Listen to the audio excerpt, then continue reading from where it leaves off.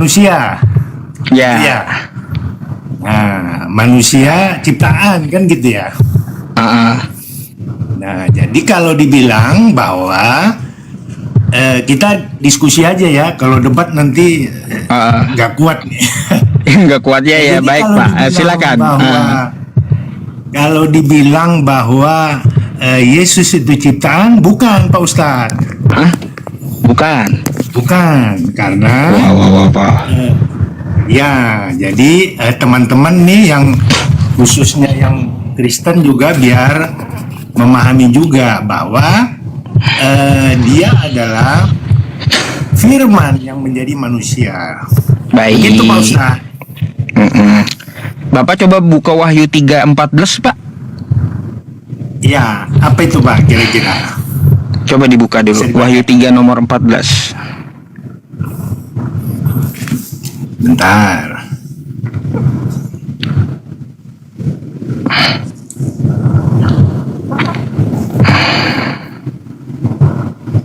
Wahyu 3. Ya. Baca ayat pertamanya. Ayat 14 ya. Ya. Itu kan 14 tuh ayat pertama itu. Dan tuliskanlah kepada malaikat jemaat di Laodikia, inilah firman dari Amin, dan saksi yang setia dan benar, dan permulaan dari ciptaan Allah. Firman dari Amin. Bapak, saya mau tanya, siapa firman dari Amin? Amin itu siapa? Firman dari Amin.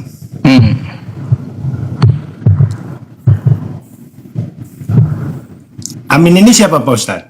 Ya makanya saya tanya Anda Pak. Ya.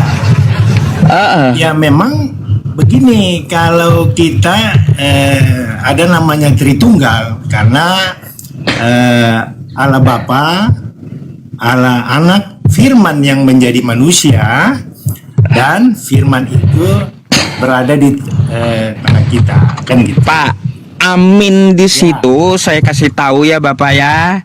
Amin di situ Yesus Pak ya. Nih. Terus?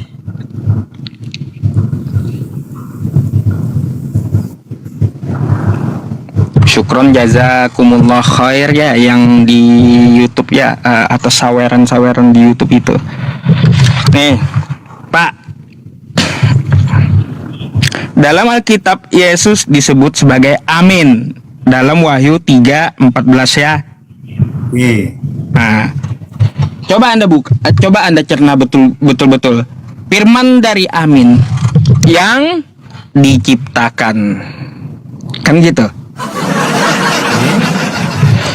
Nah, firman dari Amin yang diciptakan tuh ya, yang setia, saksi yang setia dan benar, permulaan dari ciptaan Allah. Jadi Pak ya, nih ya, kepada jemaat di Laodikia, dan tuliskanlah kepada malaikat jemaat di Laodikia, inilah firman dari Yesus ya, saksi yang setia dan benar, permulaan ciptaan Allah. Yesus itu ciptaan gitu. Oh, itu bisa aja Pak Ustadz menafsirkan seperti itu, tetapi harus dimengerti dalam konteks bahwa kalau kita lihat sejarah keselamatan itu dimulai dari Kejadian sampai Wahyu, kan gitu. Oke, kita nggak bahas kejadian dari Kejadian sampai Wahyu, Bapak. Saya mohon maaf. Yang kita bahas ini kan masalah Yesus ciptaan tadi.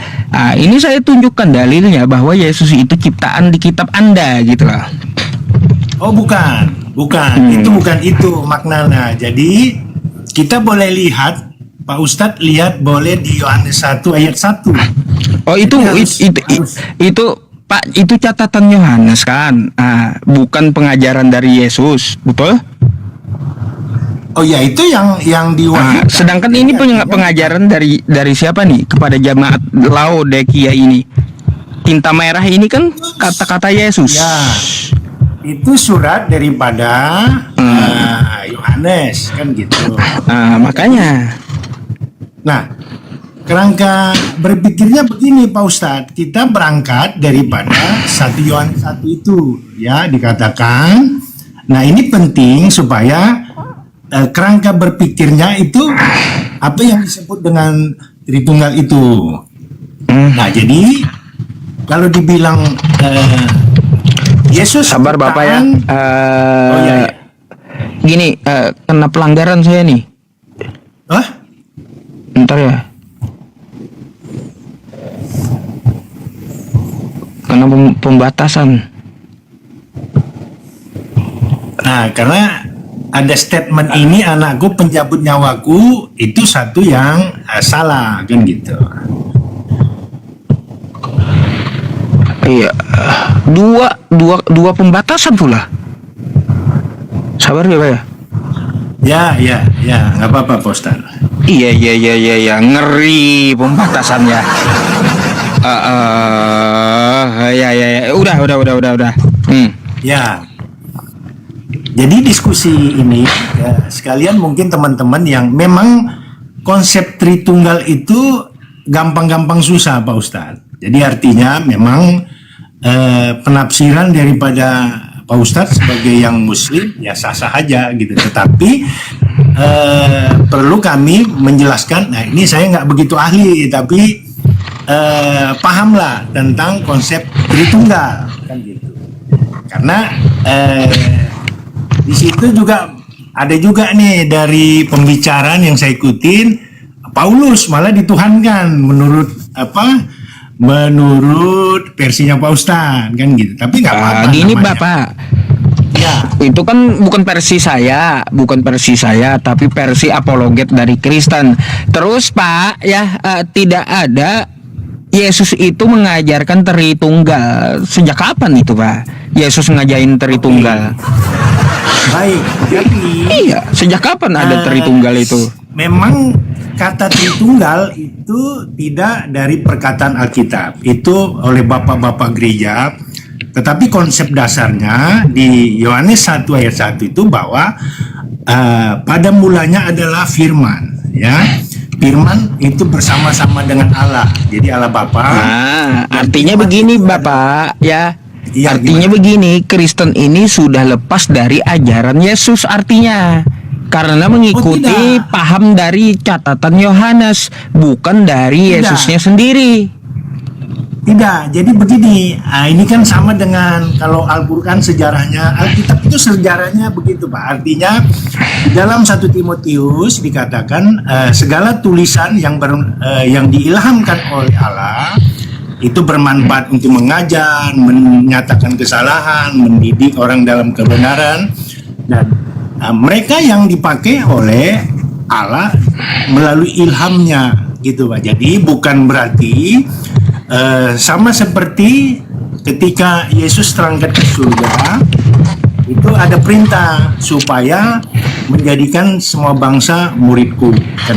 Artinya begini, ajaran ketika Yesus Kristus hidup di dalam dunia itu banyak ya.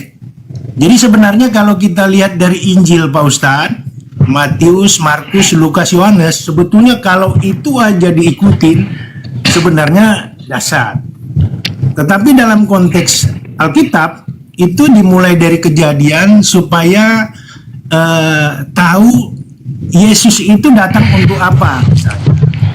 Ya, jadi udah. artinya kalau ya Jadi gini Pak, ya. Jadi gini, saya membawakan wahyu tadi menunjukkan kepada Anda bahwa Yesus itu ciptaan karena dia memang utusan gitu loh.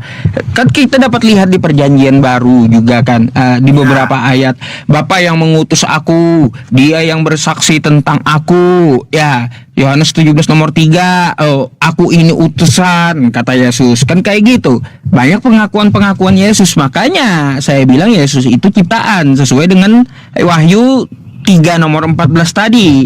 Amin di situ adalah Yesus gitu loh Pak. Nah, terkait tentang masalah yang lain-lainnya itu doktrin. Anda memahami konsep ketuhanan itu ambilnya dari Yohanes bukan dari Yesus. Padahal Yesus berkata, "Hai Bani Israel, Tuhan Allah kita, Tuhan itu Esa." Nggak ada Yesus mengatakan, hai Bani Israel, ya Tuhan Allah kita 3 dalam 1. Nggak ada. Ya, nggak apa-apa. Nggak ada. Ya. Anda ikut paham dari catatan Yohanes, bukan ikut paham dari Yesus. Kalau Anda ikut paham dari Yesus, maka Anda akan mengesahkan Tuhan, gitu, mengesahkan Allah. Jadi seperti itu. Kalau Anda ikut paham dari catatan Yohanes, makanya jadi Tritunggal. Maka dari itulah, Pak, kenapa saya pertanyakan, sejak kapan Yesus ngajarin Tritunggal? Kagak pernah. Gitu maksudnya. Baik. Jadi kata Tritunggal tidak ada terucap daripada Yesus Kristus, tetapi dari ajarannya ketika di dalam dunia itu menjadi catatan. Contohnya begini, Pak Ustadz ya, punten nih. Jadi konsep di dalam Yesus itu firman yang menjadi manusia, memang kadang-kadang di kalangan Kristen juga karena belum ini kadang-kadang belum paham. Nah, di dalam 1 Yohanes 1 ayat 14 dikatakan, nah ini konsep dasarnya, firman itu telah menjadi manusia.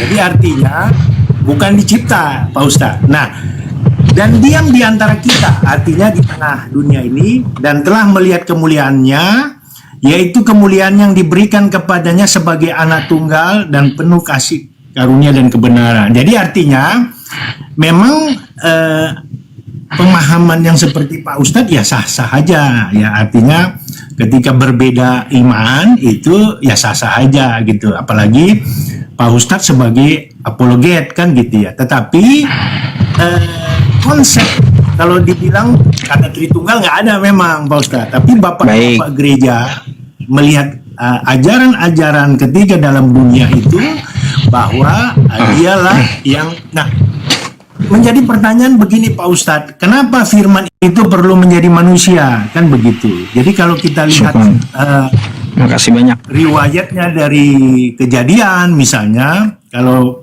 bangsa Israel itu misalnya kalau penebusan salah, misalnya menebus boleh saya tanggapi dulu Pak sebelum ke penebusan gitu. Boleh Pak Ustadz. Jadi begini Bapak, ketika Anda membantah saya memakai Yohanes 1 nomor 14, lagi-lagi itu bukan pengajaran dari Yesus, tapi paham yang Anda ambil dari catatan Yohanes gitu. Sedangkan saya membawa apa yang dikatakan oleh Yesus. Coba Anda buka di dalam Matius 4 nomor 4. Manusia itu, kata Yesus, bukan hidup dari roti saja, melainkan juga hidup dari firman Tuhan yang keluar dari Allah. Semua manusia, kata Yesus, itu dari firman Allah. Tuh, bukan cuma dia. Makanya Anda buka Matius 4 nomor 4. Yang saya bawakan ucapan Yesus, bukan paham dari Yohanes gitu. Gitu loh Pak. Jadi kalau kita merujuk apa yang Anda katakan, ya Anda katakan tentang masalah konsep ketuhanan, maka coba lihat juga di Yohanes 17 nomor 3 tuh. Inilah hidup yang kekal itu, mereka mengenal Engkau satu-satunya Allah yang benar, satu-satunya Pak, bukan 3 dalam 1. Ya, nggak ada Yesus ngomong kayak gini. Inilah hidup yang kekal itu, mereka mengenal Engkau mereka mengenal Engkau 3 dalam 1. Nggak ada. Tapi kata Yesus mengenal Engkau satu-satunya, bukan 3 dalam 1. Allah yang benar dan mengenal Yesus Kristus yang telah Engkau utus gitu. Ya, jadi memang itu perkataan dari Yesus, itu pengajaran dari Yesus gitu loh Pak. Kalau kita mengambil pengajaran dari Yohanes, catatan dari Yohanes, itulah paham Kristen beda dengan pahamnya Yesus itu. Iya, jadi kalau kita bicara kitab suci, ya jadi artinya kalau kami kan itu kan orang-orang yang dipakai, diwahyukan, itu kan dari Kejadian, Perjanjian Lama sampai Perjanjian Baru, kurang lebih seperti itu. Jadi seperti Yohanes, murid Tuhan Yesus yang hidup di masa Yesus sendiri, itu mencatat. Karena kalau kita bicara letterlek misalnya, ya cuma berapa ayat kan gitu. Tetapi di dalam Timotius mengatakan, ini kita sebagai orang-orang yang Kristen, bahwa segala tulisan yang diilhamkan oleh Allah itu bermanfaat, mengajar, menyatakan kesalahan, mendidik orang ke dalam kebenaran, dan itu yang dipakai. Jadi kalau dibilang dari perkataan Tuhan Yesus misalnya, tentu kayak Yohanes yang dipakai Tuhan menuliskan kitab misalnya, nah itu adalah yang ajaran-ajaran ketika dia masih hidup, Pak Ustadz. Jadi tidak hanya, karena contoh misalnya begini, Alkitab itu terdiri dari sejarah, tapi bukan buku sejarah.